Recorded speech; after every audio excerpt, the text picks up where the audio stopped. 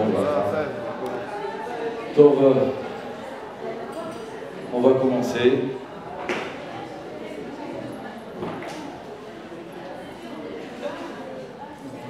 B'siyata d'Ishmaya, kol hakavod aux organisateurs, kol hakavod au Rav Ben Shitrit d'avoir venu pour la communauté de Jérusalem et de Ramoth. Étant donné qu'on est dans les Ben Hametzarim, donc on a proposé que le thème soit la marloquette, et merci Hachem, qu'Hachem il fasse qu'elle se disparaisse de chez nous et qu'il y ait le shalom dans chaque famille, dans chaque maison. Donc on va demander au Rav Ben Shitrit, Bechavod. Commencez un peu mon jeune. Commencez mieux.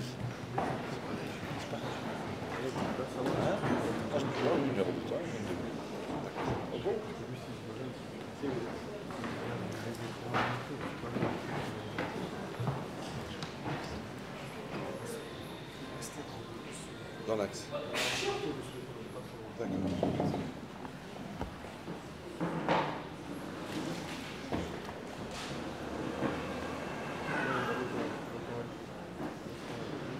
Alors bonsoir à toutes et à tous, d'après ce que j'ai compris.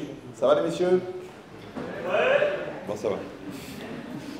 N'exagérez pas non plus. Alors, à l'invitation du Rav Atali, qui est vraiment un ami, qu'on va au Hachem, on a eu l'occasion plusieurs fois de côtoyer, de voir la Messirut Nefesh, tous les sacrifices qu'il fait pour mettre en place des choses pour les francophones en Eretz Israël, et qu'il a une grande aslacha, ça veut dire qu'Hachem il a la main sur son épaule, qu'Hachem lui donne beaucoup de force, beaucoup de nachat, beaucoup de bracha et une facilité pour ramasser l'argent qui le laisse tranquille pour étudier la Torah. C'est marqué dans le Midrash, Amar Rabbi Shimon ben Chalafta, En keli marzik bracha kemo shalom. Il n'y a pas un ustensile qui reçoit la bracha comme la paix. Parce que marqué Hachem oz la moiten, Hachem yevarech et amo bashalom. Hachem il donne la puissance à son peuple, et Hachem il va bénir son peuple dans la paix. Maintenant, cette logique-là, qui a une logique de bracha dans le shalom. Hachem yevarech et amo bashalom. Hachem il bénit son peuple dans la paix. Quel rapport entre la bracha et le shalom? Alors il faut savoir une chose très importante, c'est que la bracha, il y a deux lectures de la bracha. Soit la bracha, c'est un langage de ribouille, de multiplication, comme ça il explique le Nefesh HaChaim. Soit la bracha, c'est un langage d'adaptation.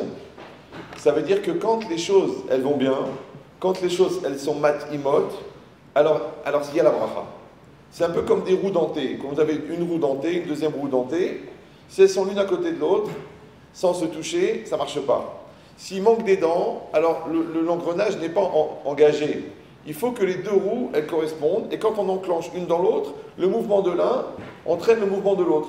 Maintenant, le mouvement qui est créé par deux choses qui sont shlemot s'appelle la bracha. Comme un homme il est shalem, sa femme elle est shlema, il y a bracha. Deux personnes, il faut une association qui est dans un esprit d'honnêteté, dans un esprit de shem shamaim, il y a la bracha. Maintenant, quelqu'un il fait un tchalouet, l'autre il ment, l'autre il triche, l'autre il n'est pas clair, l'autre au fond il ne sait pas s'il veut pas, alors ça ne marche pas. Parce qu'il n'y a pas la bracha. Pourquoi il n'y a pas la bracha? Parce que la personne n'est pas émet. Maintenant, qu'est-ce que c'est émet? Émet, il dit le Rav Wolbe, il dit émet, c'est matim. C'est quoi la vérité? C'est ce qui est adapté. D'ailleurs, lui-même, il dit que émet chez no matim qui mat sheker. Une vérité qui n'est pas adaptée, c'est presque un mensonge. C'est comme si un Baal Tshuva, vous lui expliquiez la halachot d'après le Harizal. C'est émet, mais pour lui, c'est pas adapté. C'est comme si un enfant, vous lui dites alors, prends-toi en main, sache qu'est-ce que tu dois faire plus tard, qu'est-ce que tu vas devenir. Mais il a 6 ans. C'est émet, mais c'est pas adapté. Alors c'est pareil maintenant, si je vais demander à une femme d'être un homme, c'est pas adapté. Je vais demander à un homme d'être une femme, c'est pas adapté. Donc c'est pas émet.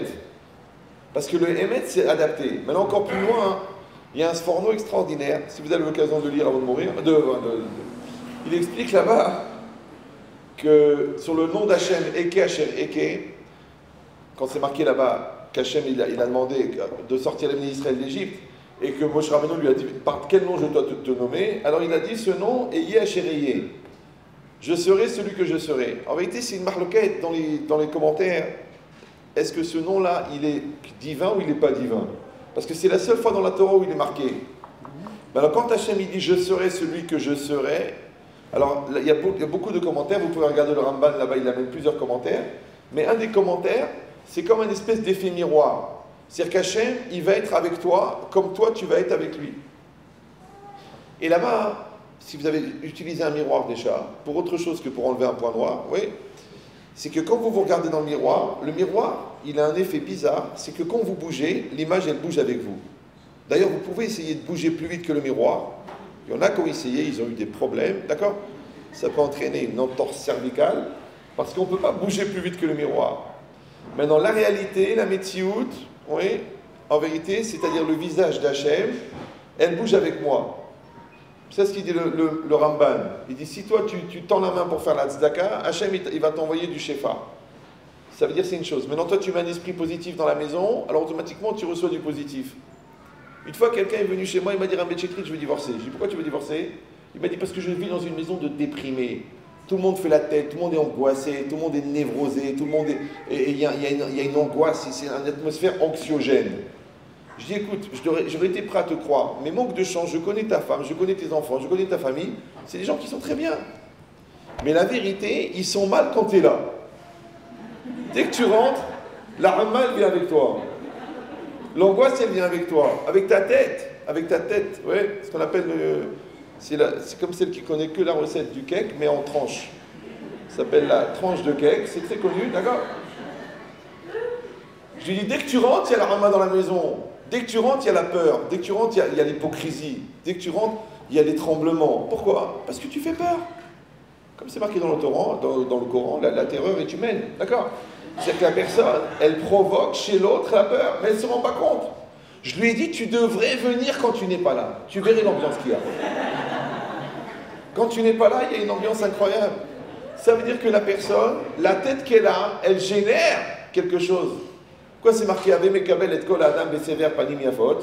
Ouais. On doit accueillir toute personne avec une face sévère. Vous avez un taux de réactivité qui est proche du coma. Hein. Je m'excuse. Panim, ouais, sévère panim, c'est pas panim sévère. Sévère panim, c'est un visage accueillant, un visage sympathique. Ouais. Alors ça, qui c'est qui a dit ça? C'est Beth Shammai ou Beth Hillel? Qui c'est, celui qui prône la tolérance ou celui qui prône l'intransigeance? C'est Shammai. Shammai qui va toujours selon la Midat Hadin. Il dit, Ave Mekabel et Kol Adam Besever Panim Yafot, tu dois accueillir toute personne avec un visage accueillant. Oui. Alors il dit le Raphaël Friedlander, ça prouve que si c'est Shammai qui a dit ça, ça veut dire que c'est Minadin. C'est pas Midat Hasidut, d'être gentil, d'être tolérant, d'être sympathique. Non, ça c'est Minadin. Après, si tu veux être plus, tu peux être généreux, tu peux être gentil, tu peux être investi. Mais d'avoir un sourire sur la figure, c'est normal. Le Chovot Alvavot, il dit la première qualité du Talmid Chacham, ouais. Quoi? Il a simha al-panav, il a le visage, le sourire sur le visage. C'est comme ça, ouais, c'est très important. Ça veut dire quoi? Ça veut dire que, on a dit que Emet, c'est matim. C'est quoi matim? C'est adapté. Maintenant, Hachem, il dit là-bas le sforno, Hachem oev et ametsiout. Hachem, il aime la metsiout. C'est de quoi Hachem, il aime la metsiout? Est-ce qu'Hachem, il a des sentiments? Maintenant, Hachem, il n'aime pas. Alors, à chaque fois que vous voyez un langage de sentiments et d'émotions chez Dieu, alors ils expliquent les Mefarshim, c'est pas qu'Hachem il a le sentiment, c'est qu'Hachem il rentre dans une attitude qui s'appelle le sentiment. Vous suivez? Ou Hachem ne peut pas avoir des surprises et des coups de nerfs, ça n'existe pas chez lui. Oui, il ne peut pas être dépendant d'une action pour être en mode de réaction, puisque lui, c'est lui qui est à l'origine de toutes les actions. La cause, elle ne peut pas être remise en cause elle-même, puisque c'est la cause. D'accord? Donc maintenant, quand Hachem on dit qu'il aime la Metsiout, il aime la réalité, aimer, c'est Ahava. Et Ahava, c'est la même valeur numérique que Echad. Et Echad, c'est 1. Donc quand Hachem, on dit qu'Hachem il aime, ça veut dire Hachem il fait 1 avec la réalité. Ça va? Alors quand on dit qu'Hachem il fait un avec la réalité, ça ne veut pas dire qu'il y a la réalité et Hachem il fait un avec la réalité. Non, ça veut dire qu'Hachem c'est lui la réalité. Donc quand je suis adapté à la réalité, en fait je suis adapté à Hachem. Donc quand je suis inadapté à la réalité, je suis inadapté à Hachem. Maintenant comment on appelle l'adaptation à la réalité? La Emouna. C'est ça la Emouna. Je crois que la Emouna c'est une recette à l'avocat. Non, la Emouna c'est d'accepter que la réalité qui est en face de moi est adaptée à moi.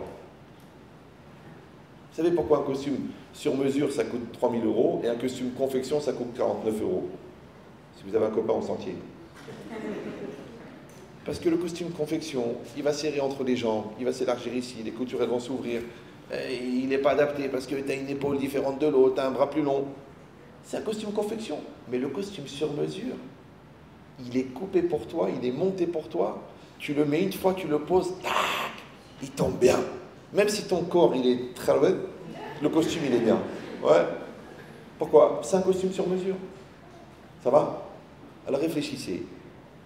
La vie, c'est un costume confection ou un costume sur mesure? Ton mariage, c'est un costume confection ou un costume sur mesure?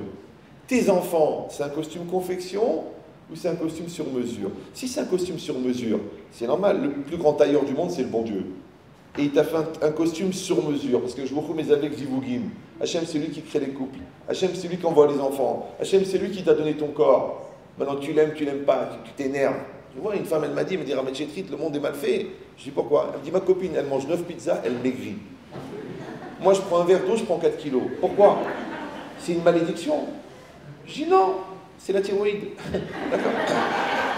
Ça veut dire que chaque personne, elle a un petit pouce, chaque personne, elle a un être. C'est une illusion d'optique de croire que parce qu'on a le même corps, alors on fonctionne de la même manière. C'est le contraire, qu'on est tous différents. Maintenant, si la réalité, elle est en fait le relief de Dieu, et que moi je colle avec le relief d'Hachem, ça s'appelle la Emouna. Alors des fois ça fait plaisir, des fois ça fait pas plaisir. Des fois ça va trop vite, des fois ça va trop doucement. Des fois on voudrait que ça vienne. Une femme elle s'est énervée, elle avait 2 mois de grossesse. Elle m'a dit j'en peux plus. J'ai dit mais si vous accouchez à 2 mois, vous allez accoucher quoi? Ça prend 9 mois. Donc le bébé ça prend 9 mois. La tarte ça prend 40 minutes. Le crédit ça prend 20 ans. L'éducation, ça prend 28 ans. Le Shalom Bayit, c'est minimum 10 ans. Je vois les gens, au bout de 3 semaines, ils veulent rendre le produit. Mais non! Il y en a qui regardent, ils cherchent la date d'expiration de leur femme. Qu'est-ce qu'ils sont? Où c'est marqué? Je dis, mais non! Vous savez, rien que la confiance dans un couple, c'est 3 ans. C'est quoi la confiance? La confiance, c'est pas est-ce qu'il est Shalom, où est-ce qu'il est, pourquoi il ne me répond pas au téléphone. Ouais. Non, la confiance, c'est que quand l'autre te fait une remarque, tu ne le prends pas comme un reproche. On va peut-être rajouter 8 ou 9 ans, oui. Pourquoi? Parce que ça veut dire qu'il y a un climat de confiance. Et le climat de confiance, il n'y a pas de rivalité. Il y a un lekav zechut perpétuel. Il n'y a pas de sentiment de remise en cause. Il n'y a pas d'agressivité. Il n'y a pas de mal-être. Il n'y a pas de peur. Il n'y a pas de tu se prends pour mon père. Et je ne suis pas complexé parce que tu es plus intelligent. Ouais. Vous vous rendez compte de tout ça? Et d'où il vient ce sentiment de confiance? Il vient du chesed. C'est facile à imaginer. Si vous êtes dans le TGV, vous avez 62 000 € dans une enveloppe. Vous allez pour acheter une voiture. Et puis vous voulez aller aux toilettes. Mais comme il y a le sidour dans l'autre poche, vous ne voulez pas rentrer aux toilettes avec le sidour. Alors vous posez la veste. Et voilà, il y a un monsieur en face. C'est un carré de 4. Vous dites, monsieur, du tilleul, un non-juif que vous ne connaissez pas. Vous lui dites, est-ce que vous pouvez regarder la veste? Si vous venez au bout de 5 minutes et vous le trouvez les 2 mains dans la veste, est-ce que vous allez imaginer qu'il est en train de fouiller dans la veste? Oui, non, oui, non. Les 2 mains dans la veste, il est en train de voler? Ah, c'est sûr qu'il est en train de voler. Mais la même scène, vous êtes à la maison, il y a votre père avec vous. Vous dites, papa, j'ai acheté la voiture, j'ai amené l'argent. Vous allez aux toilettes, vous revenez, vous le trouvez les 2 mains dans la veste. Et est-ce que vous pensez qu'il est en train de voler? Bon, on verra peut-être les cas personnels après. Mais... Bon, c'est une certaine ville du Maroc, mais on ne peut pas la citer. D'accord. Mais vous avez compris l'idée ou non? Ça veut dire que quand ton père, il est là, il ne peut pas voler. Bon, alors pourquoi tu as confiance plus dans ton père que dans un inconnu? Bah, parce que je le connais, c'est sûr que tu le connais. Mais parce que pendant 25 ans, il t'a fait du chesed. Donc il a acheté un crédit de confiance. Vous suivez ou non? Mais quand on se marie, on n'a pas de crédit de confiance. D'où? Ah, le chidour. Combien ça dure? Un mois? Ah, tu dis oui, mais chez les non-religieux, grâce à Dieu, on a 3 ans pour se préparer. Tu crois qu'il y a plus de confiance? Rien. C'est faux. Parce que tant qu'on n'a pas vécu avec le Satan à la maison, on sait pas ce que c'est le Shalom Bayit. C'est très facile à l'extérieur. Va chez ta mère, bonsoir, bonsoir, je t'aime, je t'aime, je t'aime. Quand on est dans la même maison, le taux d'électricité statique augmente de 128%. Les nerfs. Ouais. Dis cette logique là, c'est quoi? C'est qu'en fait, tu as la confiance en l'autre. Parce que l'autre, il a tellement donné, que quand il va venir le fait ambigu, tu vas dire j'ai 90% de gentillesse et 10% de méchanceté, donc sûrement il m'a fait une gentillesse. Donc tant qu'on n'a pas acquis le crédit de confiance par le chesed, donc on ne peut pas avoir la confiance. Mais pour que le chesed, il acquiert la confiance, il faut que ça soit un chesed qui soit shel emet. Parce que si c'est du commerce, je te donne, tu me donnes. Donc quand on achète, on ne peut pas obtenir plus que ce qu'on a donné, vous savez ça. Si vous allez tous les jours chez le boulanger, tous les jours, vous donnez 1 euro, vous dites une baguette. Bonjour, vous le connaissez, ça fait 17 ans que vous achetez tous les matins la baguette. Bonjour François, bien cuite, tiens, merci. Bonjour François, une baguette, bien sûr. Je vous la coupe, bien sûr, tiens, vous la voulez comment? Merci, bonjour François, une baguette. Tous les jours, 17 ans. Ouais. Un jour, vous n'êtes pas bien, vous êtes pris la tête avec votre mari, vous rentrez au boulanger, vous dites bonjour François, j'ai un angoisse avec ma femme, est-ce que tu peux m'aider? Le gars il dit, mais là, je suis boulanger. Mais je ne comprends pas, ça fait 17 ans qu'on se connaît. Ça fait 17 ans que tous les jours je t'achète une baguette. Tu ne peux pas venir m'aider dans mon Shalom Bayit? Le gars il dit, mais je suis boulanger, je ne peux rien faire pour vous. Vous me donnez 1 euro, je vous donne une baguette. C'est tout. Vous avez compris ou non? Je crois que vous n'avez pas compris. Non, vous n'avez pas compris que les couples qui sont basés sur le donnant-donnant, le jour où on a besoin d'eux, ils ne sont plus là. Parce que moi, tu m'as demandé, j'ai donné. Tu m'as donné, j'ai donné. Toi, tu as fait la vaisselle, moi, j'ai sorti les poubelles. Toi, tu as fait les enfants. Moi, j'étais au collège, maintenant, ne me demande pas un effort. C'était donnant. Alors, comment on fait pour avoir un crédit de confiance? Il faut donner sans attendre. C'est très, très difficile. Un petit peu comme tes parents. Une fois, un mari est venu chez moi, il m'a dit, Rav, moi, je ne comprends pas, je ne demande pas grand-chose à ma femme. La couture et la nourriture. Je lui dis, dommage, tu n'as pas rajouté la dictature. Bon, il n'a pas voulu. Ouais. Il dit alors quoi? Il me dit je demande peu. Alors je pourrais avoir le minimum quand même puisque je demande peu. Je dis mais tu t'es jamais demandé pourquoi tu demandes peu? Pourquoi tu ne demandes pas beaucoup? Il dit je sais pas. Peut-être par modestie. Je dis je crois pas, t'as pas la tête. Ouais. Alors, je dis tu sais pourquoi tu demandes peu? Parce que tu sais que tu donnes peu.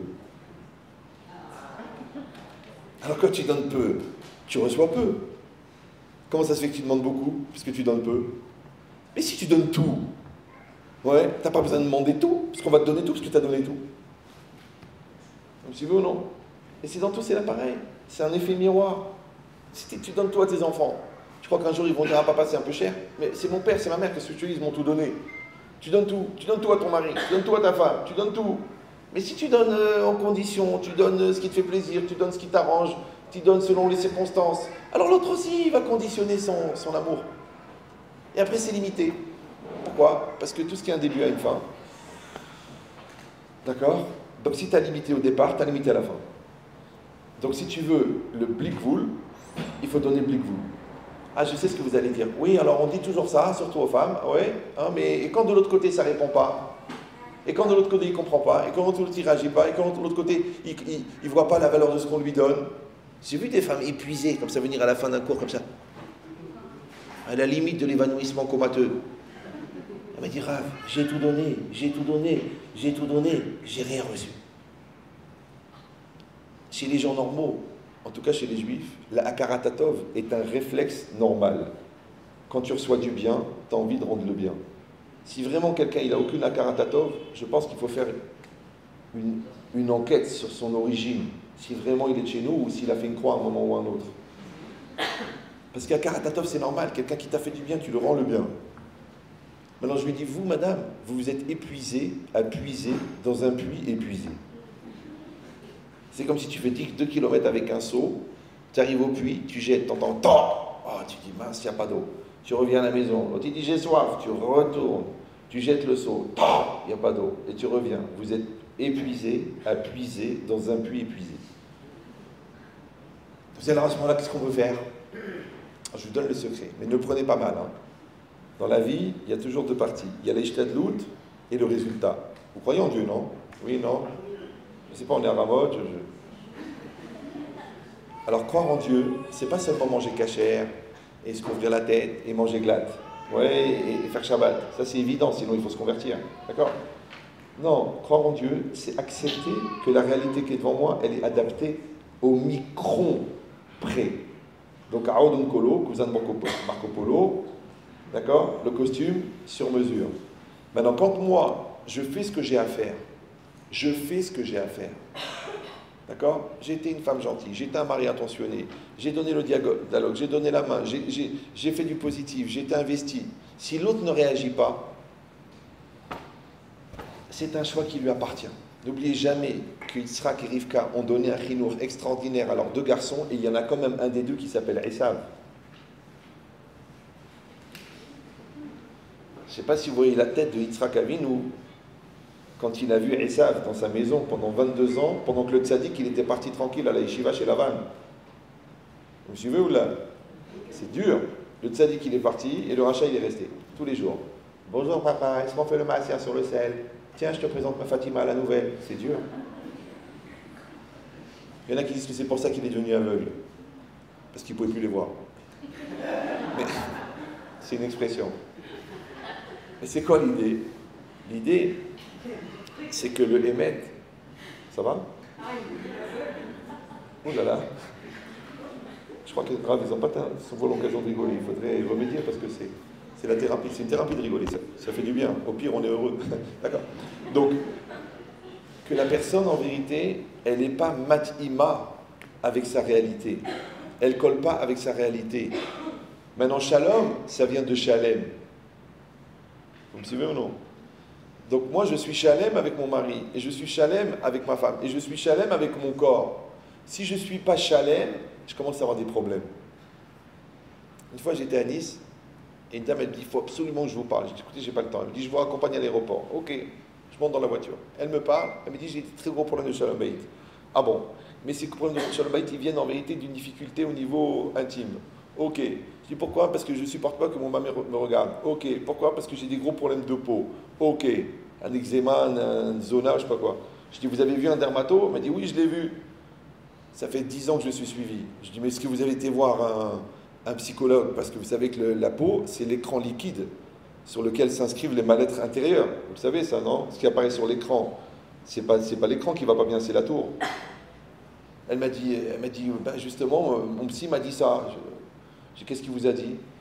Il vous a dit qu'en fait, je ne m'aime pas. Je dis, parce que vous n'aimez pas votre corps.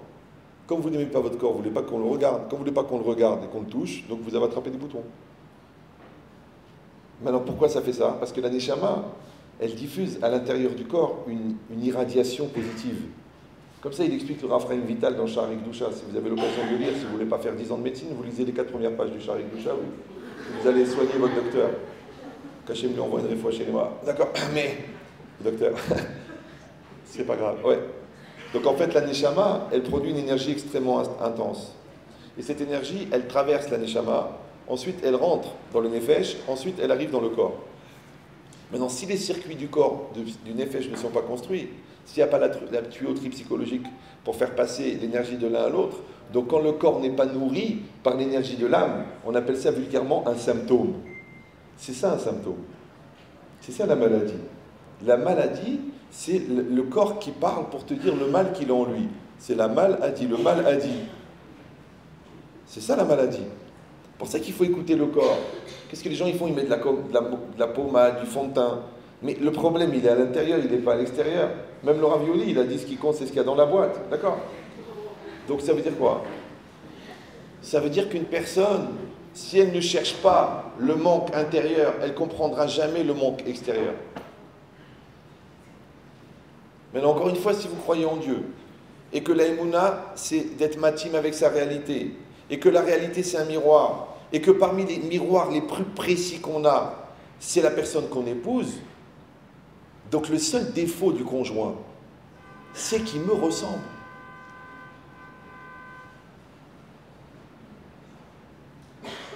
Alors, je vous donne un test.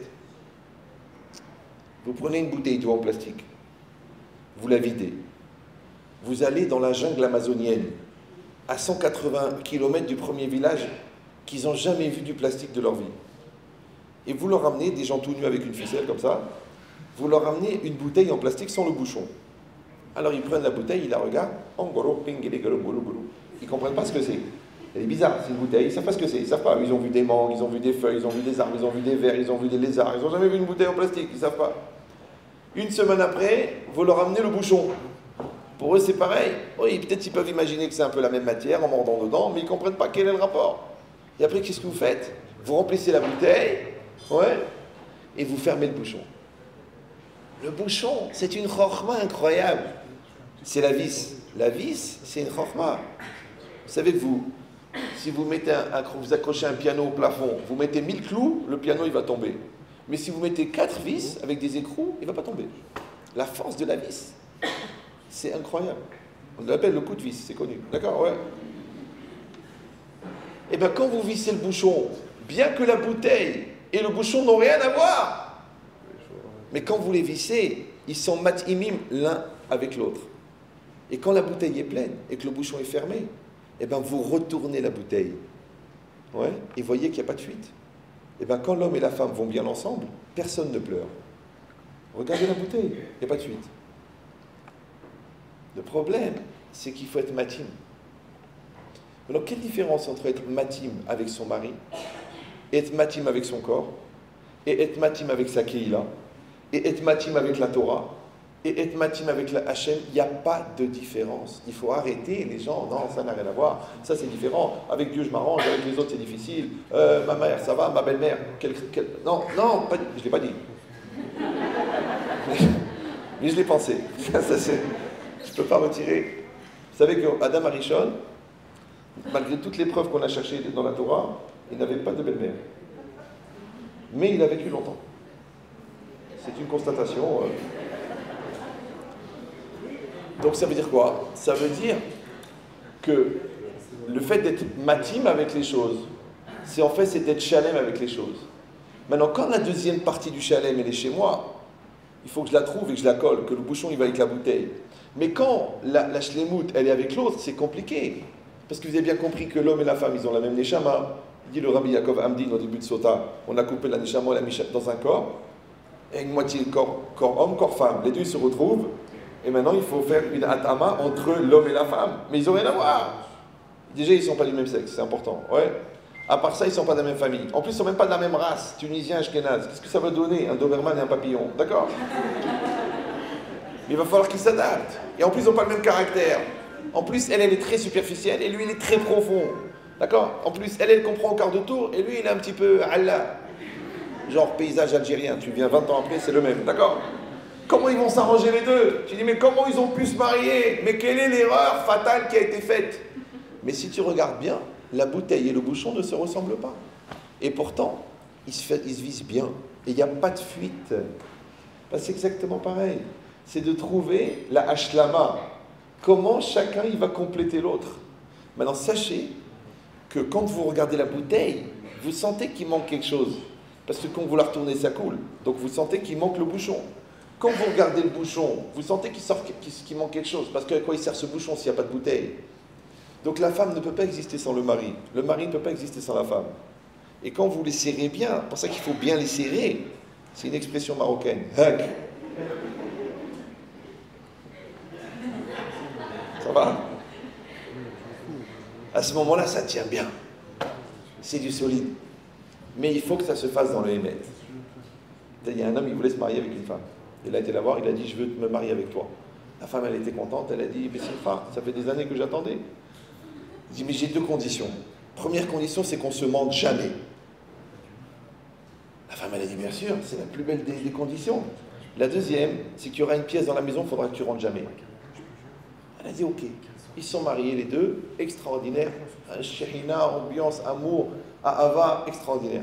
Pendant 7 ans, elle a tenu. Il avait une pièce là-bas, elle est jamais rentrée. Un jour, il est parti en voyage. Et elle n'en peut plus. Et ça la travaille, vous savez comment ça travaille. Au bout d'un moment, elle n'en peut plus. Elle dit, c'est pas grave, je rentre quand même. Elle rentre dans la pièce, elle trouve une pièce vide avec des étagères. vide. Et sur une des étagères, il y a 2 œufs. Et une boîte remplie d'argent. Bon, elle dit c'est de la Kabbalah, elle ne sait pas. Son mari revient le lendemain de voyage.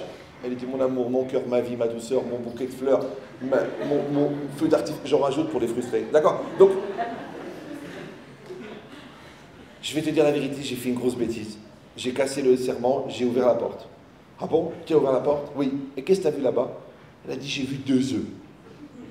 Et alors? Elle dit ben je sais pas. Alors dis-moi, je t'en prie, avant, dis-moi pourquoi il y avait 2 œufs là-bas? Je te dis la vérité, mon amour, tu te rappelles, on avait promis de jamais se mentir. Il me dit oui. Je dis la vérité, à chaque fois que j'ai menti, j'ai mis un œuf dans cette pièce. La femme, elle dit quoi? En 7 ans de mariage, tu as menti 2 fois? Mais c'est extraordinaire. Il dit oui, mais avant de partir, je les ai vendus. C'est pour ça qu'il y avait beaucoup d'argent. Donc ça veut dire quoi? Imagine la pièce remplie d'œufs. Mais ça veut dire quoi? Ça veut dire que si le shalom n'est pas basé sur le émet, ça ne marche pas. Maintenant, c'est intéressant, parce que shalom, on a dit que shalom, c'est shalem, c'est shlemut, et émet, c'est matim. Donc il y a un rapport entre le shalom et le émet. Maintenant, shalom, à chaque fois que vous parlez de shalom, ça renvoie à chasser. Parce que shalom, c'est shalem, shalem, c'est entier, chasser, c'est manquant. Donc quelque chose qui est entier, ça veut dire que c'est le contraire de manquant.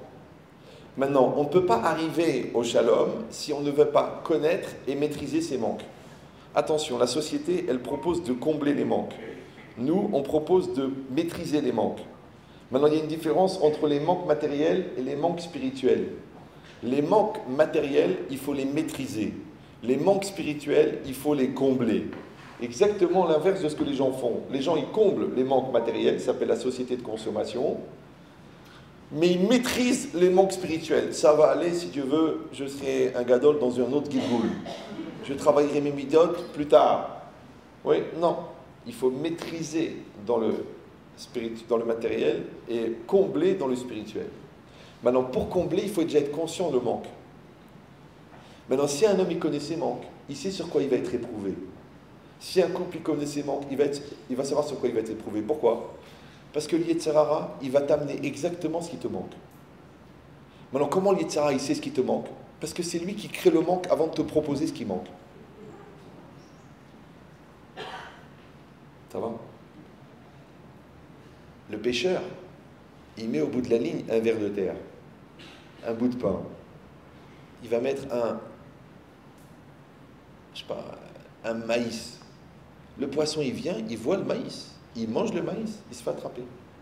Maintenant, il aurait pu mettre un iPhone. Ça ne marche pas. Ça, c'est pour attraper un barreau.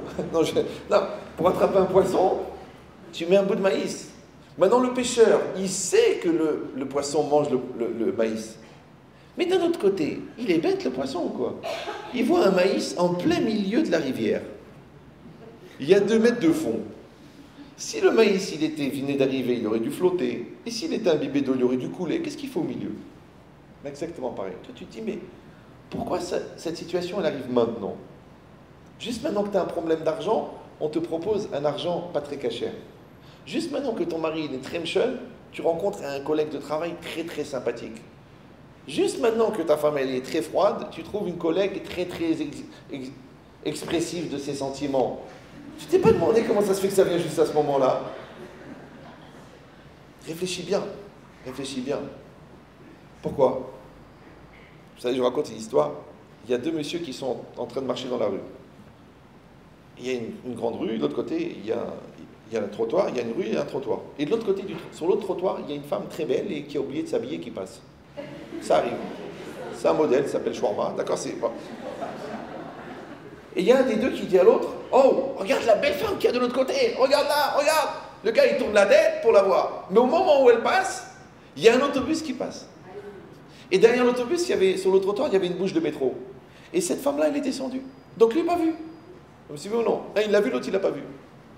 Donc ça prend 3 secondes. Il tourne la tête, le bus, la bouche de métro, trac, il n'a pas vu. Il dit, mais quelle femme? Il dit, mais il y avait une femme là. Écoutez bien. Ouais. Les scientifiques, ils disent un homme, il voit ce qu'il voit. Les psychologues, ils disent un homme, il voit ce qu'il veut voir. Mais le Baal Shem Tov, il dit un homme, il voit ce qu'il doit voir. Maintenant, celui-là, il a vu ça, celui-là, il n'a pas vu. ça veut dire Zelo Nichnas Bemetziot Shelo. Rav Shabira, malheureusement, Zichro Libracha, Rav Moshe Shabira, il disait Kol Maché Nichnas, ouais, Tachat Eno Shel Adam, Ze Amakom Shelo. Ce qui rentre dans ton œil, c'est ton makom. Maintenant, toi, tu vois des lettres de la Torah, et toi, tu vois des femmes mal habillées. Toi, tu entends du Lachon Hara sur des gens que tu as envie de parler, et toi, tu n'entends rien sur personne. Parce que tu entends ce que tu dois entendre. Et tu vois ce que tu dois voir. Et tu réagis par rapport à ce que tu réagis. Maintenant, tu as deux solutions. Soit tu es dans la superficialité, c'est-à-dire qu'en touchant ton superficiel, on te fait réagir. Soit tu es dans l'essentialité. Maintenant, si tu es à l'origine de tes choix, il n'y a pas de réaction. Mais si tu n'es pas à l'origine de tes choix, alors c'est de la réaction. Donc, Satan, il sait très bien ce qu'il doit t'envoyer pour que tu réagisses. Et toi, tu réagis. Maintenant, encore une fois, si tu as la Emouna, tu sais que la réalité qui est en face de toi, elle est adaptée à toi. Donc, en connaissant tes manques, tu sais sur quoi tu vas être éprouvé. Tu manques de confiance en toi, automatiquement, des gens ils vont abuser de ta faiblesse. Tu manques de tendresse, automatiquement, des gens ils vont te donner de la tendresse, mais en contrepartie, ils vont te faire un chantage émotionnel. Tu manques d'argent, il y a quelqu'un qui va te manipuler avec l'argent. Tu manques de reconnaissance, donc il y a des gens qui vont t'obliger à dire merci. Chaque situation, elle te colle. Maintenant, si toi tu es matim, tu es émet avec ta metsiout, c'est parce que tu es shalem.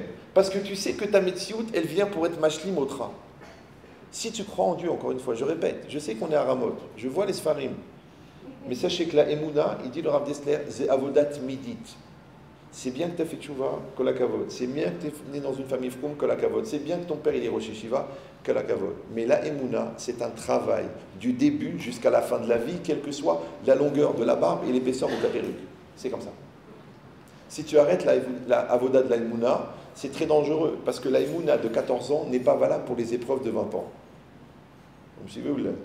Et la Emouna de 40 ans n'est pas valable pour les épreuves de 50 ans. Donc si toi tu n'as pas fait une mise à jour de ta Emouna, eh ben tu craques. Et c'est bizarre parce que tu as exactement la même phrase que le non-religieux, alors que toi ça fait 14 ans, ou 20 ans ou 30 ans que tu as fait tes chouvas. Et oui, il était Dieu, et quand moi j'ai perdu le bébé, et pourquoi mon père il a mérité ça, et à quoi ça sert tout ça, et de toute façon on se fatigue pour rien, et regarde cette hypocrisie, et regarde ça. Je comprends pas, mais tu as exactement le même langage que le Fry. Tu serais resté à Tel Aviv, il y aurait exactement le même effet, comment ça se fait? Alors je te dis pourquoi. Parce que c'est marqué Kol de Avid Rahamana Letav. Tout ce que Hachem fait, c'est pour le bien. Mais les gens, ils croient que le bien, Tov, ça veut dire ce qui leur fait plaisir. Mais non, Tov, ça ne veut pas dire ce qui fait plaisir. Tov, ça ne veut pas dire bien. Tov, c'est bon à l'ulpan. Mais Tov, dans la Torah, ça ne veut pas dire Tov, ça ne veut pas dire bien. Tov, ça veut dire Shalem. Toujours les Chachamim, ils disent Adam Tov, c'est Adam Shalem. C'est quoi Mazal Tov? Pourquoi un homme et une femme espagnols on dit Mazal Tov? Parce que le Mazal de l'homme est incomplet sans la femme. Le Mazal de la femme est incomplet sans l'homme. Ça, les camarades dans Yevamot, elle dit que Adam Asharu Glosha et nous Adam, Amar Eliezer, Aïn Dalet, mais je parle devant Chacham, je ne sais même pas pourquoi je dis ça, mais bon. Vous avez compris l'idée ou non? Ça veut dire que le Tov, ça veut dire complet. Donc, Kol de Avid Rahamana Letav, ça ne veut pas dire que tout ce que fait Dieu, c'est pour le bien. Ah bon, alors si tout ce que fait Dieu, c'est pour le bien, qu'est-ce que tu fais avec les cancers des enfants, toi? Et qu'est-ce que tu fais avec quelqu'un qui se fait massacrer à coups de couteau un vendredi soir? Et qu'est-ce que tu fais avec 6 millions de morts? Si tout ce qui fait Dieu, c'est pour le bien. Non, parce que ta définition du bien, elle est fausse. Parce que le bien, ça contient du bien et du moins bien. Vous me suivez ou non? Parce que Tov, ça veut dire Shalem. Maintenant, des fois, pour te compléter, il faut des choses qui te font plaisir.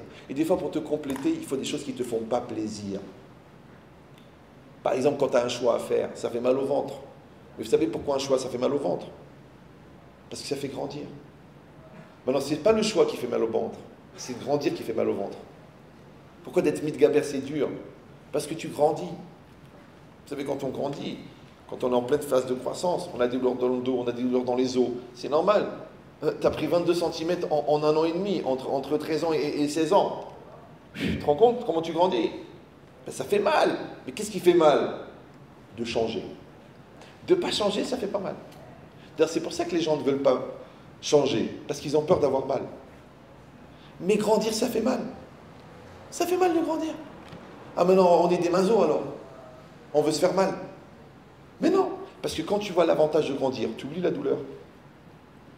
Celui qui aime son travail, il n'est pas fatigué. Celui qui aime la musculation, il ne sent pas la douleur. Celui qui est content de voir le sourire de ses enfants à table, il a oublié les 14 heures de préparation du Shabbat, les boulettes une par une, les mincées de basilic et le poisson frit un par un avec les shemichot kutchaberichou qu'elle a commencé samedi soir pour finir vendredi 1 heure avant Shabbat pour que le mari lui dise dommage, il manque les fenouilles. Mais même de dire ça, ça fait nouille. Je ne peux pas les refaire à chaque fois. Ils connaissent les cours par cœur. Je ne sais pas s'il faut dire les cours ou les sketchs, je ne sais plus. D'accord. Mais c'est ça l'idée. L'idée, c'est que Kol David Rahamana Letav, ça veut dire que Kol, tout ce que Dieu fait, Zeba le Hashlim Oti, ça vient pour me compléter. Maintenant, moi, est-ce que je suis prêt à la Hashlama? C'est ça le problème. Est-ce que moi, je suis prêt à me compléter? Est-ce que moi, je suis prêt à grandir? Parce que le problème, c'est que l'acceptation du complément n'existe que dans la connaissance du manque. Vous savez, il y a une grave maladie, malheureusement, qui s'appelle la soif. Mais quand tu as bien soif et que tu bois, aïe, aïe, aïe, aïe. Et quand tu as envie d'aller aux toilettes et que tu trouves des toilettes, aïe, aïe, aïe. Et quand tu parles à quelqu'un et qu'il te comprend, aïe, aïe, aïe, aïe, aïe. Et quand l'enfant il se réalise, aïe, aïe, aïe, aïe. Tu vois ce que tu as fait là? Tu as fabriqué de la shlemout. C'est pour ça que le Rav Dessler, il dit Simcha, c'est quoi? C'est la satisfaction d'être. Et la satisfaction d'être, c'est la shlemout. Maintenant, quelqu'un qui a une satisfaction d'être, c'est parce qu'il a un besoin d'être et parce qu'il se donne les moyens d'être. Celui qui ne se donne pas les moyens d'être ou celui qui n'a pas besoin d'être ne peut pas avoir de la joie. Maintenant, il peut avoir de l'ambiance, il peut avoir un sourire mécanique, ouais, mais il n'a pas la joie, parce que Simcha c'est shlemout. C'est pour ça que celui qui ne se réalise pas, celui qui n'a pas le respect de lui-même, celui qui n'a pas de bitachon atzmo, celui qui n'a pas de finalité de ses choix, celui qui ne se réalise pas dans sa vie, il n'a pas de Simcha. Maintenant, il fait ce qu'il faut faire, il fait ce qu'il faut faire, il est le fonctionnaire de la vie, mais il n'est pas heureux. Tu vois qu'il n'est pas heureux. Maintenant, est-ce qu'Hachem veut qu'on soit heureux ou non? On est entre nous. Oui, non. Non, peut-être qu'il faut être malheureux. C'est marqué Karov, Hachem les nishber élève. Hachem est proche de ceux qui ont le cœur brisé. Donc Hachem s'adresse aux déprimés. Vous voyez les gens le matin qui partent au travail avec une énorme Magen David. Ça s'appelle le chemin de Magen David. Ça a été repris il y a 2000 ans par un gars de chez nous qui a mal tourné. Non, Karov Hachem les nishber élève. Hachem est proche de ceux qui ont le cœur brisé. Le lève là-bas, c'est pas le cœur. Lève au pluriel, levav, c'est le cœur. Mais lève, c'est au singulier. Et ça parle de Yetzerara. Maintenant, Hachem est proche de ceux qui ont cassé leur Yetzerara. Karov Hachem les nishber élève. C'est ce qu'il a dit à David Ameler. Velibi halal bekirbi. Mon cœur, ouais, est conforme aux normes de kashrut musulmane. Halal, dans ce cas-là. C'est incroyable. Mais vous réagissez jamais. Vous prenez de la rétaline ou quoi? J'ai besoin de l'humour pour savoir si vous suivez, parce qu'il y a des gens qui dorment avec les yeux ouverts. Mais concentrés. Quand je vous vois rigoler, je vois que le sang il monte à la tête, je suis content. Je dis tiens, des femmes heureuses, Mazal Tov. Donc c'est quoi l'idée? C'est très important. Que Emet, quelle heure on a commencé?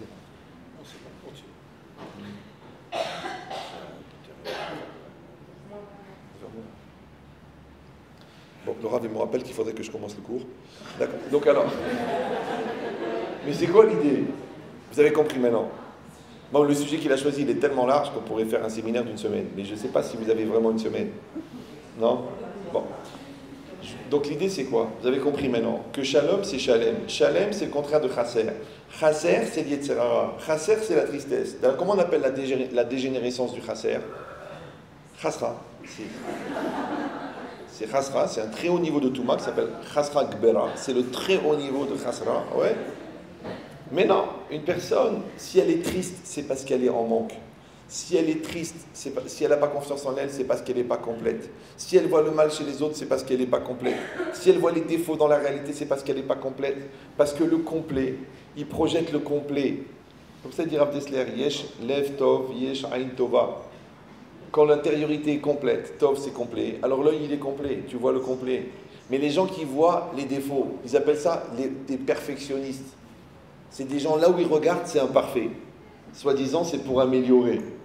Mais si tu veux améliorer, tu peux regarder le côté qui va bien. Et ça va améliorer le côté mauvais. Toi, qu'est-ce que tu fais? Tu mets en relief le côté qui va pas bien. Donc tu angoisses les gens. Et comme tu les paralyses, du coup, ils n'arrivent pas à évoluer. Un ami à moi, un rave américain, il m'a dit, j'ai jamais fait un reproche à mes enfants. J'ai dit, comment il a fait celui-là? Nous, on est tous les jours à me mettre des coups de boule. Ouais, mais il m'a dit, j'ai jamais fait un reproche. Pourquoi? Parce que tout ce que tu peux exprimer par la pression, tu peux l'exprimer par les encouragements. Il n'y a pas de différence entre dire j'en ai marre que tu arrives en retard, ou alors de dire ça me fait plaisir quand tu arrives à l'heure. La seule différence, c'est que quand tu parles méchamment, toi tu te sens bien, l'autre il se sent mal, et quand tu parles gentiment, l'autre il se sent bien, mais toi c'est difficile pour toi. Est-ce que tu voudrais utiliser cette batte de baseball que ta grand-mère t'a ramenée d'Oujda, mais tu l'as jamais utilisé parce que tu es une sadéquette. Mais ça manque quand même, ouais. Et cette logique-là, c'est ça. C'est qu'en fait, tu vas projeter du bien parce que tu es bien. Donc, tu auras toujours un travail de devenir shlema pour fabriquer du shalem. C'est un travail, c'est un travail. Maintenant, étant donné que le Yetzer Hara, il change tous les jours, parce qu'il se chez la dame mitradesh bechol yom, il se chez la dame mitgaber bechol yom. Le Yetzer Hara se renouvelle chaque jour. Le Yetzer Hara se renforce chaque jour. C'est une phrase des Chachamim. Elle est vraie ou elle n'est pas vraie? On est entre nous. Oui, non, oui, non. Moi je dis non, elle est fausse. N'ayez pas peur. Bah oui. Parce que le Yetzer Hara se renouvelle pour les gens qui se renouvellent. Le Yetzer Hara se renforce pour les gens qui se renforcent. Mais celui qui ne se renforce pas. Pourquoi le Yetzer Hara il va se renforcer? D'ailleurs, la preuve, c'est que tous les ans, à Kippour, vous faites teshuva sur les mêmes avérotes. Même le bon Dieu, il s'ennuie. Il n'y a pas du nouveau. Tous les ans. Ils sont les deux avec l'ange de la mort. Il dit, alors, il n'y a rien de nouveau. Les mêmes avérotes. Alors, il nous... Et Haddesh. Rosh Hashanah, c'est Rosh Hashinui. Rosh Chodesh, c'est Rosh Hadash. Alors, quand est-ce que ça bouge? Mais bouger, c'est prendre des risques. Bouger, c'est évoluer. Bouger, c'est s'engager. Alors que ne pas bouger, c'est la tranquillité. Maintenant, tu restes tranquille parce que tu ne veux pas évoluer, ou tu restes tranquille parce que tu penses que tu as atteint le maximum. Dans les deux cas, c'est mauvais. Parce que pourquoi le bon Dieu t'a donné un jour de plus si c'est pour être le même que la veille? Alors une année de plus. Alors des années de plus.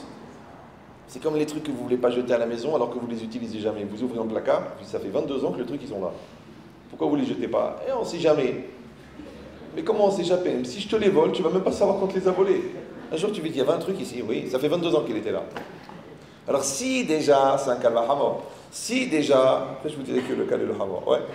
Si déjà, des affaires, elles restent pendant 22 ans et tu ne les touches pas, et tu ne veux pas les jeter malgré que tu t'en sers pas, alors tu ne crois pas qu'il y a des midotes qui restent pendant 22 ans chez toi? Tu ne crois pas qu'il y a des dossiers que tu n'as pas réglés avec ton mari qui restent là-bas depuis des années? Tu ne crois pas que des choses que tu aurais dû te parler avec tes parents, ça fait des années qu'ils sont là-bas et tu t'en sers pas et tu les gardes quand même? Tu ne crois pas? Alors que tous ces tiroirs-là, ils sont seulement pour t'expliquer que tu as des tiroirs dans ta tête qui ne sont jamais visités. Tu n'as pas encore compris à quoi ils servent les tiroirs. Je crois que les tiroirs, c'est pour ranger les papiers.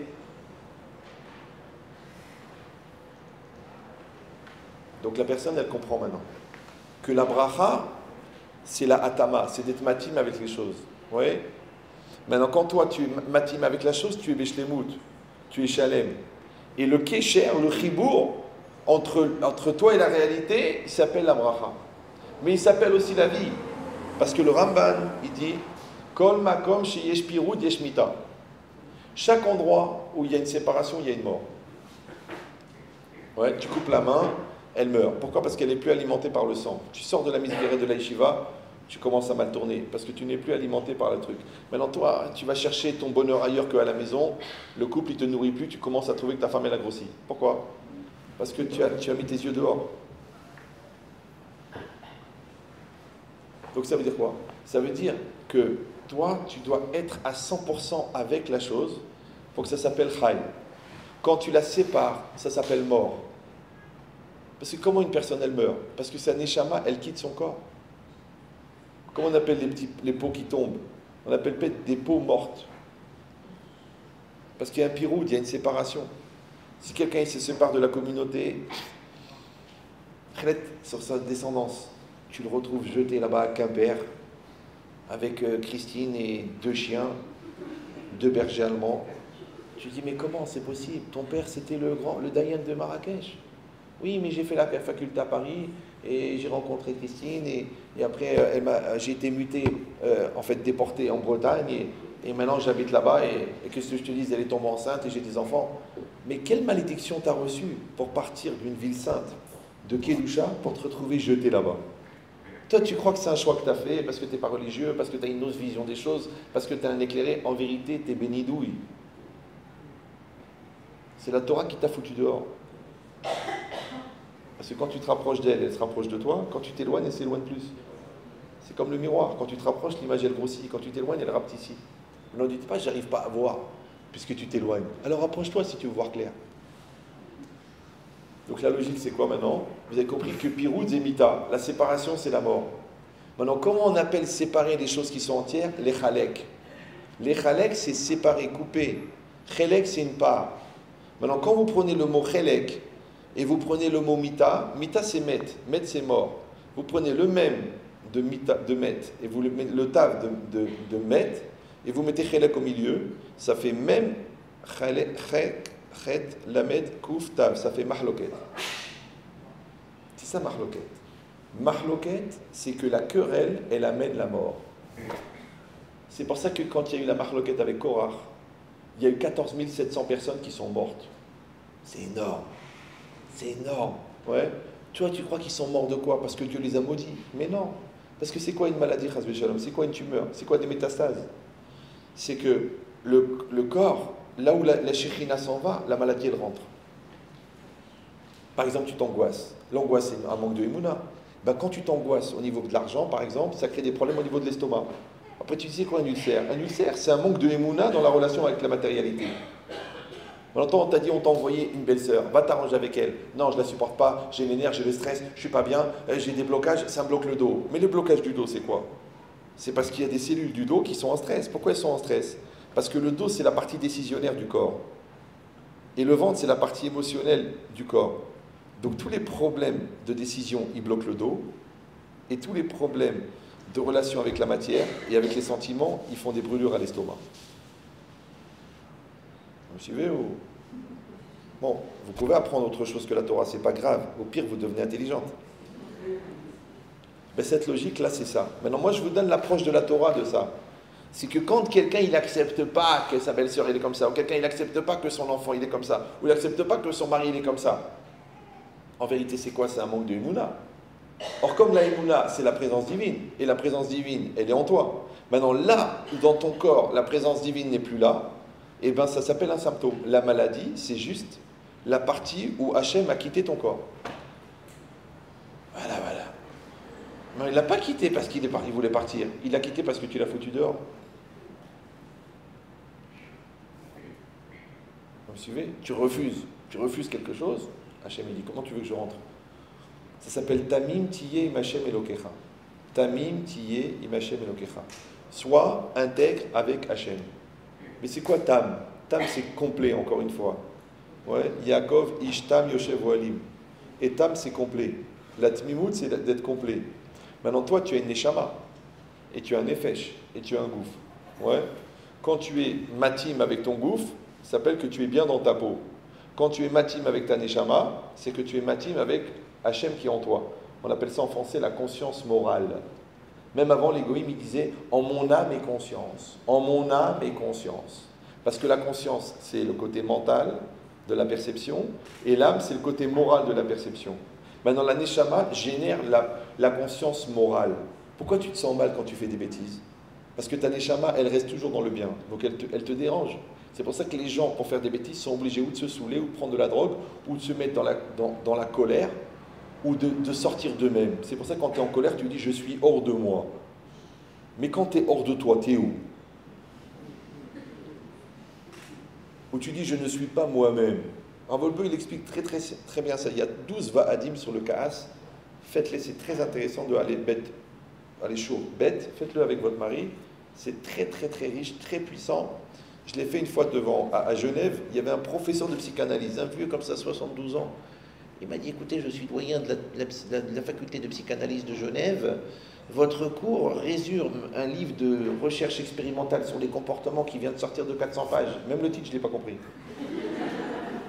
Il m'a dit, mais comment c'est possible que 400 pages, vous l'avez résumé en 2 heures? J'ai dit, écoutez, moi je ne sais pas, c'est Rav Wolbe. Quand tu penses que des juifs, ils vont à la fac pour apprendre ce que la Torah leur a donné en 3 miettes, c'est que la pointe du yud, du troisième mot, du tosfot, donc tout vote, c'est une année de faculté.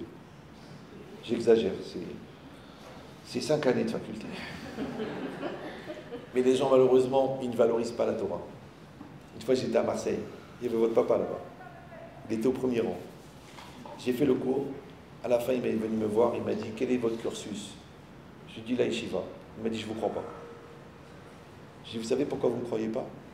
Mais avec tout le respect. Hein. Parce qu'il avait une vitesse de captation intellectuelle qui est hors du commun. Je lui ai dit, vous savez pourquoi? Parce que vous avez regardé la faculté comme ça. Et la yeshiva comme ça. Et je dis, moi j'ai fait le contraire. Moi, comme j'ai eu la chance de ne pas faire d'études, j'ai pas un complexe devant un professeur ou un professeur. Ou il est chacham ou il est brel. S'il est brel, c'est pas parce qu'il est licencié de partout qu'il est intelligent. Et s'il est chacham, il est chacham même s'il n'a pas été à la faculté. Vous suivez ou... Voilà. Ben, c'est exactement pareil. Que la mahloket, c'est quoi? C'est helek met. C'est-à-dire que la mahloket, elle tue. Maintenant, et la mahloket, elle enlève la bracha. C'est pour ça que le ka'as, qui est une perte de contrôle, une perte de maîtrise, en vérité, c'est que tu enlèves la shechina, comme ça il dit le Zohar, Oker nishmato akedusha, il enlève, il déracine la neshama qu'il a en lui, et il met à la place un dieu étranger. Et c'est quoi? C'est l'Yetzirah. Écoutez le cours Les raisins de la colère du Rav Betchetri, vous allez comprendre. Ouais. Et bien là-bas, le Zohar, il dit bien que le Ka'as, c'est que tu as enlevé la Shekhinah. Et bizarrement, le Rabbi Nachman de Breslev, il rapporte que le Ka'as amène la pauvreté. Et c'est écrit dans le Zohar. Tu peux me dire la différence, le lien qui existe entre le Ka'as, la colère, la perte de contrôle et la perte de shalom? Quel rapport? Parce qu'en vérité, c'est quoi la parnassa? La parnassa, ce sont les moyens qu'on te donne pour t'accomplir. Ce qu'on appelle vulgairement la bracha. Maintenant, pourquoi je vais te donner la bracha? Pour être mashlim, quelqu'un qui ne veut pas être mashlim et atzmo. Vous me suivez ou non? C'est pour ça que c'est que la débauche emmène la pauvreté. Parce que toi, tu gaspilles la vie, et toi, tu veux les moyens d'avoir la vie. Une fois, à la fin d'un cours, un monsieur est venu, m'a dit, Rabbi Chetrit, voilà, j'ai 50 ans, j'ai tout perdu, faites-moi une bracha pour la parnassa. Je dis, écoutez, on est entre hommes. Je fais, il y a certaines avérotes qu'il ne faut pas faire, vous les faites? Il est venu tout blanc. J'ai dit, alors arrêtez d'abord ça, parce que ça ne sert à rien de demander qu'on vous envoie de l'eau si vous faites un trou à l'intérieur du réservoir. Parce que la bracha, elle part d'un côté, elle arrive de l'autre côté, à quoi ça sert? Donc il faut que le réservoir, il soit chalem, il soit complet, parce que t'es béchlimout. Ouais. Donc toi, t'es béchalom avec ton mari, ça amène une bracha extraordinaire. Vous entendez les maris là-haut, non? Quand vous gâtez vos femmes, ça amène la bracha. Même si la femme, elle a une tendance incroyable à dépenser, c'est pour ça qu'elle a une mitzvah de sniout, parce qu'elle est toujours à découvert. D'accord? Mais d'un autre côté, vous n'avez pas entendu? La femme, elle a une mitzvah de sniout parce qu'elle est à découvert. C'est un jeu de mots. La réalité est beaucoup plus grave. D'accord? Non, il n'y a pas que des chidushim, là. En vérité, dans la blague aussi, il y a un chidouche. Mais bon, je ne sais pas si on est au niveau de finesse de comprendre la chidouche de la blague. Donc, c'est quoi l'idée? Vous avez compris maintenant. Donc, la femme, elle contient la bracha. Quand tu lui fais kavod, donc tu lui donnes, elle t'amène la bracha. Parce que la Gemara, elle dit à Adam, sharoub lo isha, sharoub lo bracha. Donc quand tu fais le kavod à la femme, elle va te donner ce qu'elle a. Et c'est vrai que la femme, elle contient la bracha, parce que tu l'épouses à 60 kilos, en 10 ans, elle est à 120. Donc tu as doublé. Elle double. Tu lui donnes un peu de semences, elle te donne un tabos de 3,5 kg qui dit des poèmes, qui fait des mishnayot. Tu dis, c'est une bracha extraordinaire. Donc la femme, elle contient la bracha. Ouais. L'homme, il contient la Torah. Donc quand tu fais le kavod à ton mari, il va t'amener la Torah. Quand tu fais kavod, il va t'amener la sécurité. Quand tu fais kavod, il va t'amener la force. Maintenant, si toi tu fracasses ton mari, tu le fracasses, tu le concasses, tu le détruis. Moi, une fois, elle m'avait dit, mais écoutez, brave, moi j'ai écouté le conseil de ma mère. Ma mère, elle m'a dit, ton mari, tu le fracasses, tu le détruis, tu le concasses comme tu le rends comme une serpillière. Je dis, c'est normal. Elle me dit, ah bon, vous trouvez ça normal, vous? Je dis, oui, parce que vous êtes raide comme un balai, ça fait un couple.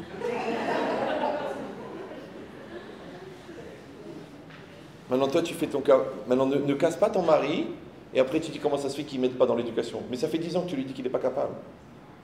Ouais.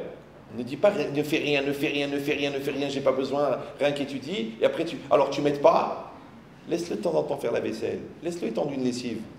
Laisse-le, c'est pas grave. Qui prend la serpillière? Ah, tu dis non, c'est pas normal.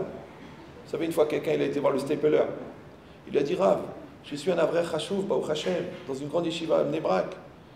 Et ma femme me demande de descendre des poubelles. Est-ce que c'est kavod pour un ben Torah de descendre des poubelles? Kavod à Torah?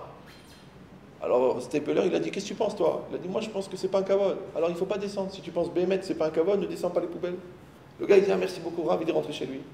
Le lendemain, à 18h, 19h, on tape à la porte. Qui c'est? Le Stapler. Il dit, Rav, qu'est-ce que vous voulez? Il dit, je suis venu descendre des poubelles.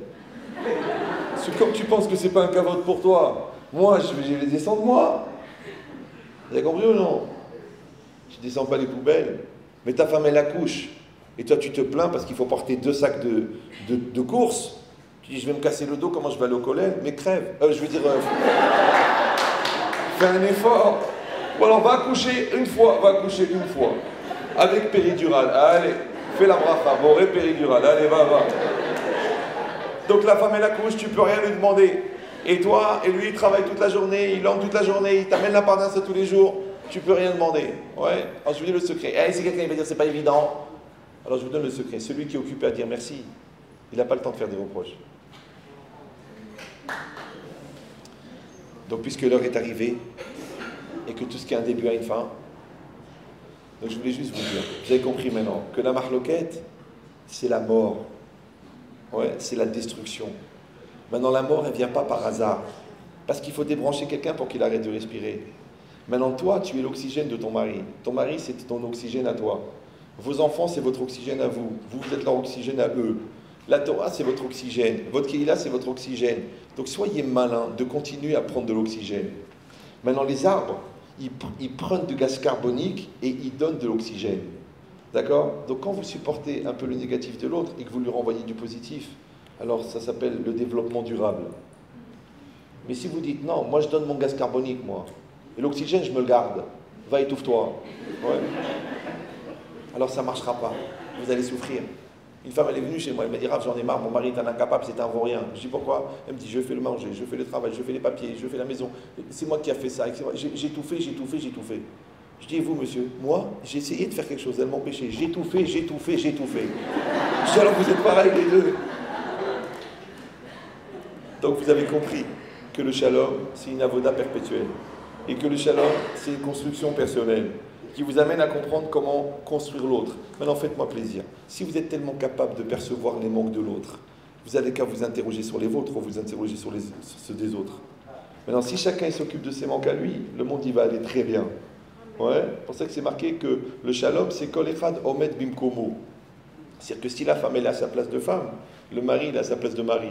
Maintenant, si un mari n'est pas à sa place de mari, il reproche à la femme de ne pas être à sa place de femme, c'est parce qu'il n'est pas à sa place de mari.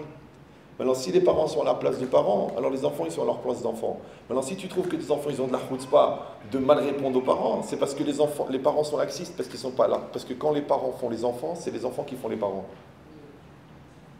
Vous suivez ou non? Et toute la vie, c'est comme ça. C'est une ashlama, ça s'appelle des montants compensatoires. C'est des systèmes de balance. D'accord? Donc, et la balance, c'est le symbole de la justice. Et la justice, c'est le symbole, c'est tzedek. Et tzedek, c'est tzadik. Et tzadik, c'est cohérent. Donc je vous souhaite, mes attachés, que vous retiriez un petit peu de ces enseignements et que vous ayez cette recherche perpétuelle de cohérence et de tzidkout. Vous avez compris maintenant que tzadik, ça ne veut pas simplement dire d'avoir des ma'alot et de penser au Rabbi Shimon Bar Yochai. Tzadik, c'est que quand tu sens que tu vas dire une bêtise, retiens-toi. Quand tu sens que l'autre il a fait un effort, dis-lui. Ouais, c'est ça tzadik. C'est ça la justice. D'accord? Et quand vous le faites perpétuellement, alors vous allez combler perpétuellement. Et quand votre Yitzhara il évolue, vous évoluez avec lui. Et quand votre couple il évolue, vous évoluez avec lui. Et quand vos enfants ils grandissent, vous évoluez avec eux. Et évoluer, on a dit que c'est être matim. Et matim, c'est Emet. Et Emet, c'est un des noms d'Akadosh Baruch Hu. Alors bizarrement, Shalom, c'est un des noms d'Hachem. Emet, c'est un des noms d'Hachem. Et les deux, ils amènent la bracha.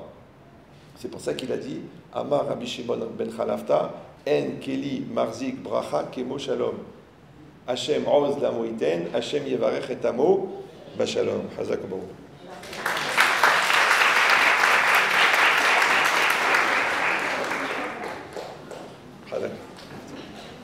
Hazak Baruch.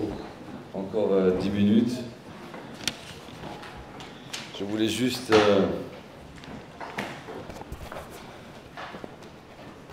on va pas dire compléter parce qu'on va pas compléter l'arabe. Mais le shalom c'est important. La machloket, c'est sakana. Tout ça c'est vrai quand on écoute. Tout le monde est conscient qu'on doit se battre pour le shalom. Mais quand ça arrive le moment où la belle-sœur nous énerve, ou quand ça arrive le moment où notre coéquipier il a entendu la shonara sur nous, alors on explose. Et d'un seul coup, il y a une famille qui s'en va en l'air. Alors je me suis dit, mais on ne va pas partir comme ça. Peut-être on va essayer de trouver une idée avec l'aide de Dieu, nous donner une idée quoi, pour créer un frein.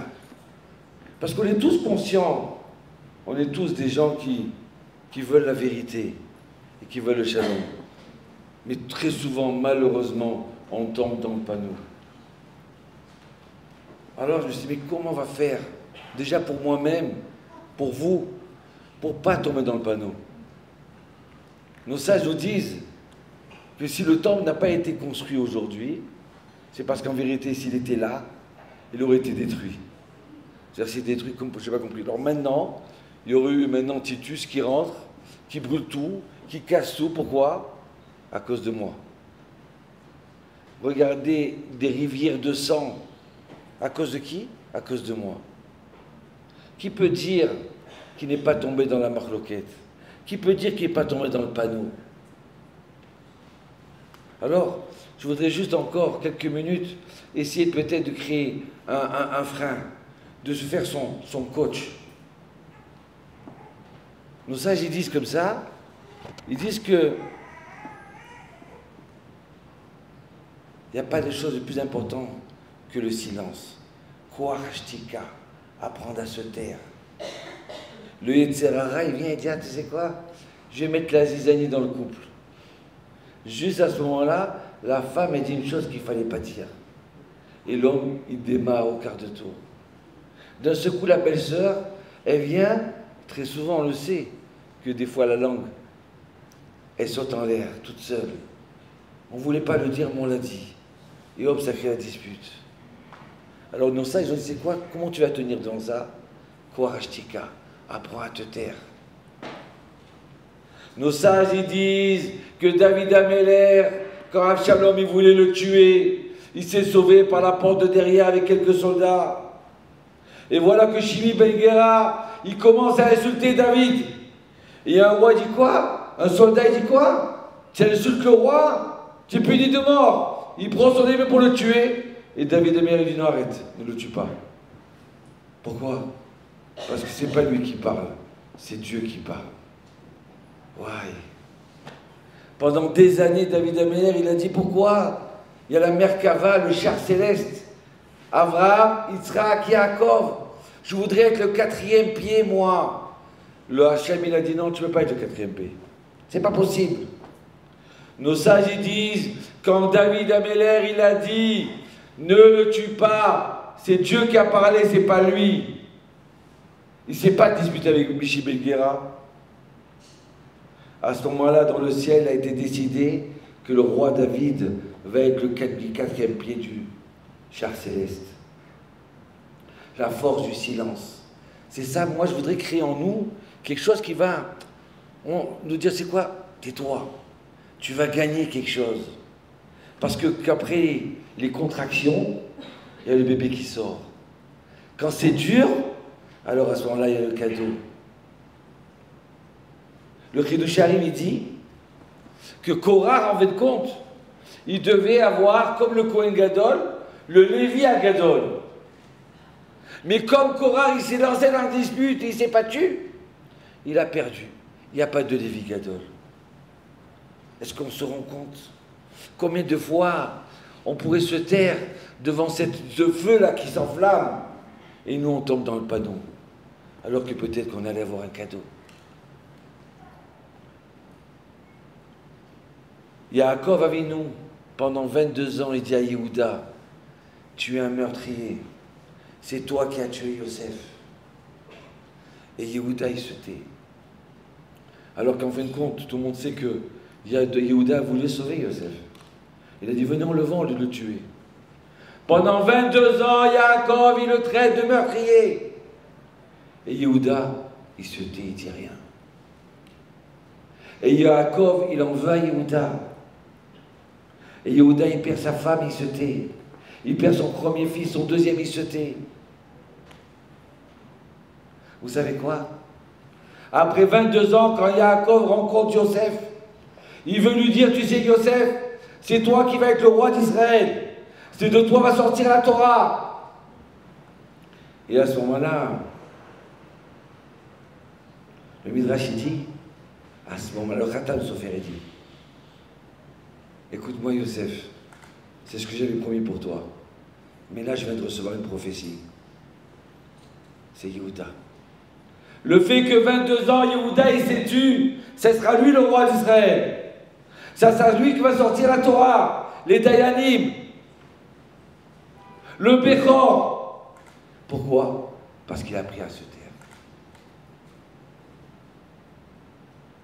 Si maintenant, quand on se tait, pas quand on se termine dans la bouche, même dans son cœur, comme il a dit le Rav, si on a la Emouna, que c'est Hachem qui dirige tout, c'est pas la voisine, c'est pas le mari, c'est pas la femme, c'est pas son copain du travail, c'est Hachem qui décide. Alors je dois recevoir sa shalem complet. Et maintenant, le Govina, il dit comme ça, il dit, si une personne, quand elle se tait, à ce moment-là, même un malach, même toute créature dans le monde, et même un ange, il ne peut pas voir la lumière secrète que l'homme, que Hachem déverse sur l'homme. Or, à Ganouz spécial, cette lumière secrète, même l'ange ne peut pas voir. Pourquoi? Parce que cette femme, elle s'est tue là. Hachem, il va lui donner l'idée. On va faire comme ça. Ah, je sais comment on va éduquer les enfants. Ah, je sais comment on va faire diriger. De ce mot, elle a la lumière. D'où elle a cette lumière? Parce qu'elle a appris à se taire. Parce qu'elle s'est effacée. Le Chafetz Chaim, il dit, vous savez quoi, j'ai pas de chance. Pourquoi? Parce que tout le monde me fait kavod. J'aurais tellement voulu qu'on me fasse de la marloquette. J'aurais tellement voulu qu'on me fasse de la boucha. Rien que pour avoir la force de me taire à ce moment-là. Mais comme on me fait kavod, alors personne ne me fait honte. Donc je ne peux pas utiliser ce silence-là. Comme ça et par comme ça, si un des deux, celui qu'on lui a fait honte, il se serait tué. Il me dit quoi? Je suis rentré dans cette histoire, dans cette fête-là, tout le monde me fait la honte devant tout le monde. C'est pas... Mais en fin de compte, c'est peut-être Hachem. Celui, c'est le bâton de Dieu. Bon, alors j'accepte. Le temple ne serait pas détruit. Il n'a pas su se taire. Vous comprenez? C'est là où on doit se servir. La marloquette, on sait que c'est dangereux. Quand un feu, il rentre, il ne s'arrête jamais. Mais comment on l'arrête? Quand on se tait. Quand on se dit, tu sais quoi? C'est Hachem. Hachem, il veut me faire un grand cadeau. Donc, comme il veut me faire un grand cadeau, donc il y a cette marloquette, et moi je m'efface. Voilà. Donc, juste le Rav de Babov, encore une petite histoire, je termine. Quand il est arrivé en Amérique, le Hadmon Babov, alors il a pris, il y avait les rabbanim, il y avait pas mal d'assimilations, donc il a pris une certaine décision. Et un autre Rav, aussi important, Elle était contre lui. Les chassidim se disent quoi? Cet homme-là, ce Rav, il a dit du mal sur notre Rav à nous. Et alors ça a commencé la marloquette. Le Rav, l'Admor, il a réuni toute la Kehila chez lui. Il dit voilà, je voudrais vous dire quelque chose. Il dit ah, ça y est, enfin, le Rav il va parler. Il dit écoutez bien, si vous voulez être mon chassid, si vous voulez être mes chassidim, j'interdis à qui que ce soit de créer de disputes. On se tait et c'est tout. Il est sorti de là-bas. Il est parti voir l'autre Rav. Il a tapé à la porte. Il dit, mon cher Rav, sache une chose que je t'en veux pas. Tout ce que tu veux dire, tu peux dire. Mais moi, je ne me disputerai pas avec toi. Au contraire, je te respecte. Merci. Donc alors, pour gagner ça, nos sages, à la fin du Sidour, il y a un Hiratson spécial. À la fin de la Mida. Hiratson que quoi? Que tu fasses le shalom. Si tous les jours on se lève le matin, après Modéani, on se dit attention, peut-être Hachem me donne un grand cadeau. Alors je ne vais pas tomber dans le panneau. Hachem fait en sorte qu'il y ait le shalom dans ma maison. Et quand la femme se tait, et quand l'homme il se tait, alors à ce moment-là, il fait rentrer le shalom dans la maison. Il fait rentrer Dieu dans la maison. Il y en a qui le font sortir, et nous, on doit se battre pour le faire entrer. Shalom.